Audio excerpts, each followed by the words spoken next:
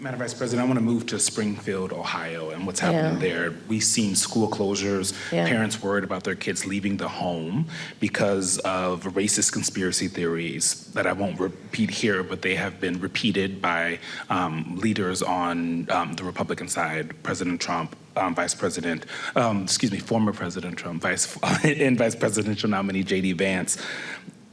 From your perspective, is this just a case of irredeemable racism that can't be mitigated by any rational action, or is this a situation in which a federal response could help this community heal? There's a question of resources and... Well, no, I'll let you finish and then I'll speak. No, please. It's a crying shame. I mean, my heart breaks for this community.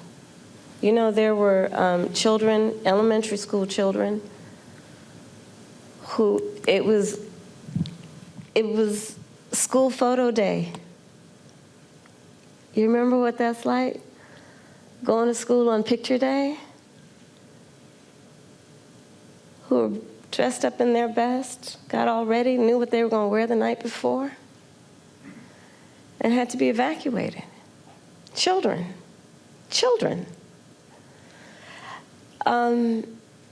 A whole community put in fear.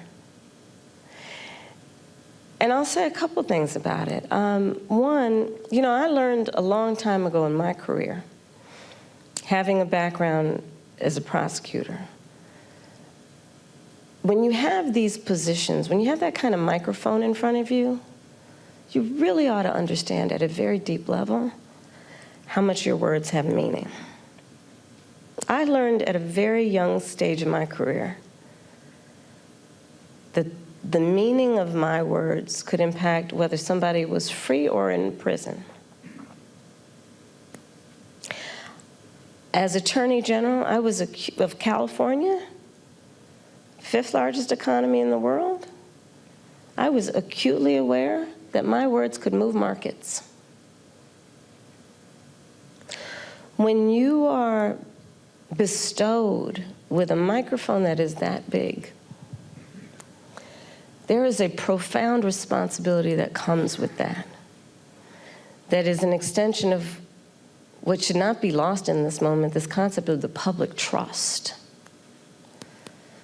To then understand what the public trust means. It means that you have been invested with trust to be responsible in the way you use your words, much less how you conduct yourself. And especially when you have been and then seek to be again President of the United States of America. And so I go back to, it's a crying shame, literally. What's happening to those families, those children in that community, not to mention what is happening in terms of, look, you say you care about law enforcement resources being put into this because of these serious threats that are being issued against a community that is living a productive, good life before this happened. And spewing lies that are grounded in tropes that are age-old. And look, I said it not very far from here the other day at the debate. This is not new. This is not new in terms of these tropes. This is not new in terms of where it's coming from. And, you know, whether it is refusing to rent to people, rent to black families, whether it is taking out a full-page ad in the New York Times against 5 innocent black and Latino teenagers, the Central Park 5, calling for their execution, whether it is referring to the first black president of the United States with a lie, birther lies. And look, the American people deserve, and I do believe want better than this. I do believe that. I know, the vast majority of us as Americans know we have so much more in common than what separates us. I know that. I know that regardless of someone's background, their race, their gender, their geographic location, I know that people are deeply troubled by what is happening to that community in Springfield, Ohio. And it's got to stop.